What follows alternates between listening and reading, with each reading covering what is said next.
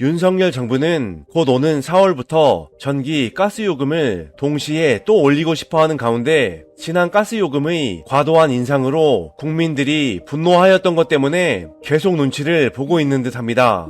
오는 31일에 발표할 것으로 예상되는데 총선이 다가올수록 요금을 올리기 어려워질 것이라 가스와 전기 사용이 적은 이번 2분기에 올리려 할 것으로 보입니다. 특히 윤석열 정부는 가스 요금에 대해 작년에 4차례에 걸쳐 올린 인상분의 2배 정도를 더 올리려고 하고 있으며 전기세도 심각한 정도의 인상을 하려고 하고 있습니다.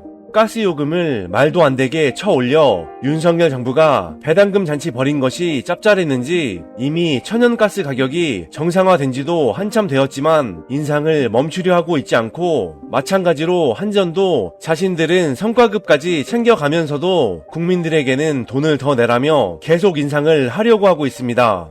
게다가 국진당은 며칠 전 20대에 아이 셋을 낳으면 군 면제를 해주는 정책을 검토했었다가 일반 국민들은 상상도 못할 일이고 결국 경제력 있는 집안 아니고서는 불가능한 소리다. 부잣집 도련님 군 면제 프로젝트냐 라는 비난을 받아놓고 며칠이나 됐다고 아직도 정신 못 차리고 이번에는 아이 셋을 낳으면 4억까지 증여세 면제해주는 정책을 검토한다고 합니다. 윤석열과 국진당은 있는 집만 인간 취급을 하고 있는 것입니다.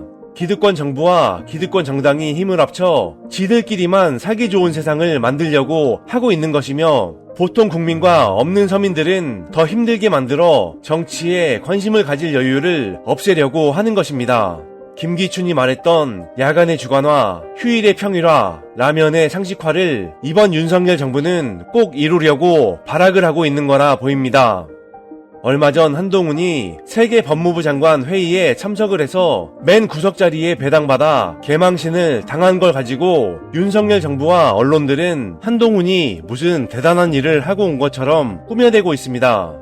런던에서 열린 세계 법무장관 회의에서는 그 나라에 맞는 자리를 부여한다는 얘기가 있는데 그렇다면 한동훈이 주최국 영국과 주요 기구들과는 제일 먼 입구 쪽에 자리를 받았다는 것은 얼마나 우리나라 국격이 떨어졌는지 쉽게 알 수 있는데도 이것들은 국민들을 속이려 하고 있는 것입니다.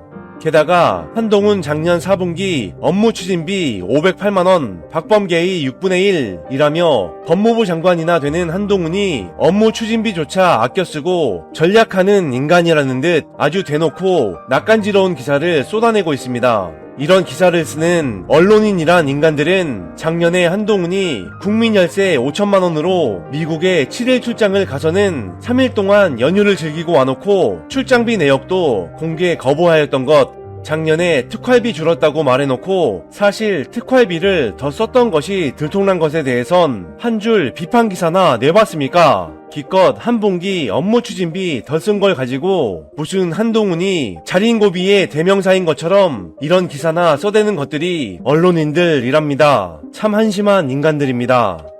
여론조사 꽃의 ARS 여론조사에 따르면 민주당의 지지율이 55%까지나 상승했으며 국진당은 36.4%로 나왔습니다. 전화 면접에서도 민주당 42.5, 국진당 32.5%로 10% 벌어진 결과가 나왔습니다. 하루라도 압수수색을 안 하면 정권이 무너질 것처럼 압수수색으로 연명하며 이재명 대표와 문 전 정부를 뒤지고 다니는 것 외에는 할 줄 아는 것이 하나 없는 윤석열 정부는 국진당과 함께 지지율이 계속 나락의 길을 걷게 될 것입니다. 그러며 총선이 다가올수록 국진당 내부에서도 윤석열과 손절하고 정부를 비판하는 목소리들이 커질 것이고 그렇게 윤석열 정부는 끝이 날 것입니다. 이번 소식은 여기까지입니다. 구독과 좋아요는 윤석열 퇴진 김건희 특검입니다. 열심히 하겠습니다. 감사합니다.